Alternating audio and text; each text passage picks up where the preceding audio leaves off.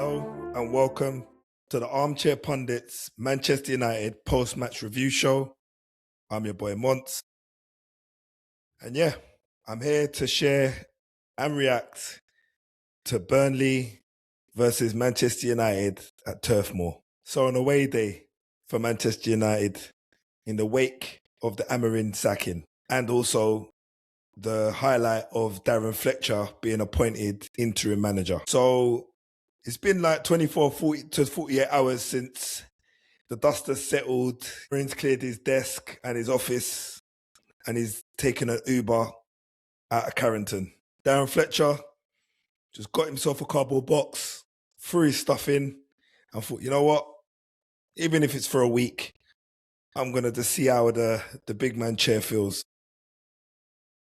So before I get into this, guys, and it's going to be interesting to say the least, I want to make sure that you do something for me, which is click that subscribe button, join across all our social platforms. That's TikTok, Instagram, YouTube, and X. And make sure you comment, and please share with friends and family. Look, guys, without you, there's no me.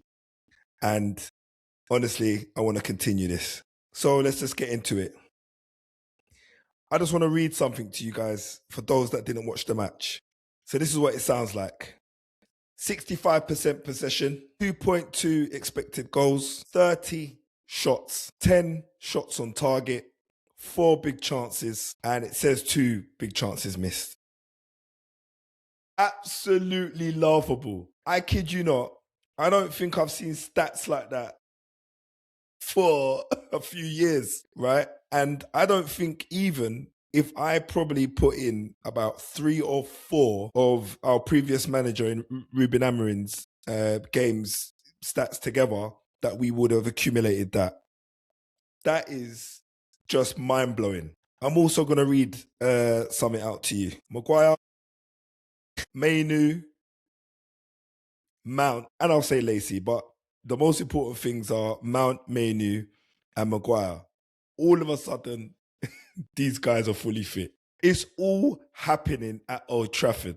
Player power, man getting axed for nothing. Oh, for nothing, that's a lie. But man getting axed because they're chatting too much. It's laughable. And this is the reason why, even though Man United drew 2-2 today, and I'd argue that we threw the game away, the characteristics, the entertainment, the tomfoolery, which was a word used in one of my friendship groups tonight, in one of the WhatsApp groups, it's audacious. And what I saw at Turf Moor tonight was nothing short of entertainment. The players looked like they were enjoying themselves tonight. Oh, not to mention Bruno came back today, but that definitely wasn't triggered by Ruben. I think that was just the fact that he was fit. Nothing short of entertainment tonight. We started very well, if I do say so myself. We were doing what we usually do against all the smoke and the mirrors and the gossip. Darren Fletcher with a simple 4 at the back and 2 holding, 3 attacking, with Bruno sitting in a 10 row just behind Sesko. And we looked good for it. Sesko's movement was great. You could see Bruno had a little bit of vim in the way he was playing, just in his body language and just the way that he was kind of addressing all the decisions that were going for and against United. So you could see that he had a lot of fire in his belly, and that could probably just be frustration from his countrymen being sacked. But either which way, our balloon was burst within 13 minutes. Burnley attacked down the left-hand side. The ball's fizzed into the box. Heaven's gone out to block it. It's deflected and looped over Lemens. That's 1-0 down to 1-0 down Burnley. And up until that point, we looked like we were going to score. We had a couple of sighters and, you know, the passing patterns were all there to see. The guys looked confident in possession. We were overlapping, underlapping. There was a lot of passing play that was really quite, really enjoyable to see, because it's been a while since, especially under Ruben Amori, that you would have seen any Manchester United player look like they enjoy what they're doing. no one really looked dead on their feet. Everyone was playing their position comprehensively. I will say that after we went 1-0 down, you could see that even though the pressure and the tempo increased, Burnley were defending for their lives. They were blocking untold amount of shots from inside the box and from range. And they saw the 1-0 out to half time. Now, going into half time, I wasn't sure what Darren Fletcher would be able to say to the guys to really lift their spirits. But whatever he said was convincing enough for us to come out. And after 5 minutes, Bruno found himself just on the edge of the goalkeeper's area, about 5 or 10 yards outside. He's let a curling ball in around the defenders. Sesko's made a curved run and just let one go low and hard past the Burnley keeper. And it was 1-1 United within minutes of the restart. Dubravka, up until that point, he hadn't really put a foot wrong. He made a few good saves at the end of the first half, and he definitely was making himself known at the beginning of the second. But, you know, Sesko beat him pretty much, and that was it. The ball was picked up by Sesko, run to the halfway line with the ball. Obviously, everyone celebrated with relief that, you know, United have equalised. And you could see that the message was, go out, enjoy your football, but most importantly, attack, attack, attack. Now, moments after that, around about 10 minutes, Dorgu gets the ball down the left-hand side, and his first touch and first idea was to fizz the ball in to a on-running Sesko, who opened up his body with a volley and touched it with the inside of his boot just past Dubravka. 2-1 United. Now, for me, you're away from home. Your form in recent weeks haven't been great. You're obviously new to the fold. The players or the manager need to decide that at this point, we need to control the game. We need to control the tempo. We need to make sure that this 2-1 win, we're good for it. And if we get another goal, which to be fair to you, we should do, we don't concede another. Now, I've been saying for the last few weeks on the pod that indifferent to last week and to last season, United, in every game that we play, we do look like we're going to score. Whether or not we're going to take a shot or we're going to try and do the extra pass, that's up for debate. But we'll definitely get at least one goal. In this instance, we had quite a few shots on goal, and Sesko probably had about 7 or 8 today on his own. At least 5 or 6 of them were on target, where the keeper just had to make a no-nonsense save. Wasn't nothing out of, you know, outrageous. He weren't having to overstretch or anything. There was a lot of mishitting from Sesko, a strong header from him from the edge of the box. But a lot of them were just your bog standard goalkeeper gathering, and, you know, they build from the back. So for me, that just showed that Sesko was lacking a little bit of confidence in front of goal. But with his brace, hopefully he can shake that off moving forward. But yeah, getting back to my point, for me, I wanted us to control the game, potentially get another goal so that, you know, we would be comfortable, but not concede. Parker, the Burnley manager, decides that he's going to make a change. He brings on a decent striker in Anthony, who started the season quite well for them and has not necessarily featured in starting in the last few games that they've had. So that's Jaden Anthony.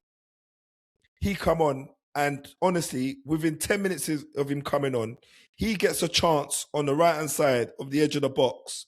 For some reason, Martinez lets him cut the ball back from his right foot, sends Martinez to the shot, and he rattles it top bin past Lemems. Now, I've got to be honest, at 2-2, I'm thinking United can still go and get a goal. We made changes to Bruno, as obviously he's just coming back from fitness. Heavens came off for Euro. Mount also came on. Xerxes came on. And Lacey came on. And that being said, we honestly looked like we were going to go on to dominate. Casemiro coming off. Cunha, who for me was a little bit flat today. And Ugarte, whose passing range is still up for debate. For me, it's not Manchester United level. He's not a player that I would argue is reliable in being a deep line midfielder and bringing to the table attributes of, a mixture of passing range and just breaking play up. He really is lacking that for me. We could definitely get a goal with some of these new boys that come on. But we struggled. We really struggled. It took for someone like Shea Lacey, one of the academy graduates, to come on, and he had two really good sighters at goal, one of which the keeper had to make a save, and the other one that just went past the post. But outside of that, we huffed and we puffed, and we just couldn't break Burnley down. Again, goal line clearances galore. I think they made two goal line clearances. One was from Dorgu, who got played through and dinked the keeper, but then one of the defenders cleared the lines. And another one was a looping header, which was cleared off the line and over for a corner. Again, a lot of huffing and puffing. What I will say is that with Amorim leaving, there looks like there's a lot of relief in the way that we're playing and a lot of freedom. With Bruno being higher at the pitch and his first game back getting an assist, it tells you and demonstrates what he means to Manchester United as an attacking threat and just as a whole. But also you've got to think to yourself, the players that were injured and have come back and all of a sudden they're available and fit or available and ready to play, are they now fighting for their places and considering staying at United, the likes of Mainoo and Xerxes, now that Amorim's gone? Because obviously they weren't in favour. Well, they weren't in his favour, were they? But another thought is the hierarchy have decided that we're not going to employ anybody permanently from now until the foreseeable, but we'll look for something short-term to take us to the summer. So does that then put into the minds of all the players that this season is a nothing season? We just need to play. Because I can tell you for free, Darren Fletcher's told them, just based on what I've seen, is play with freedom today, guys. You know exactly how to play the positions that I've put you in. Enjoy it. Go out there and get 3 points and prove everybody wrong. They didn't exactly do that. Not the whole message anyway. But what they did do is play with an exceptional amount of freedom. And they also demonstrated that they have got a little bit of character about them, going 1-0 down and managing to galvanise themselves to come back 2-1. Am I looking forward to what the future holds now Amorim's left the building? I don't know. I feel like that maybe they should have stood with him until the end of the season. I understand that form wasn't great, but I'm only saying that for the sake of a little bit of continuity. Get him to the summer, and if you don't want him, you get rid of him then, and then, you rebuild. Because if you're bringing an interim or caretaker manager now, what real targets are you setting him to give us an opportunity to go into Champions League next season? Because that's what we really need. We can't go another season without Europe. No chance.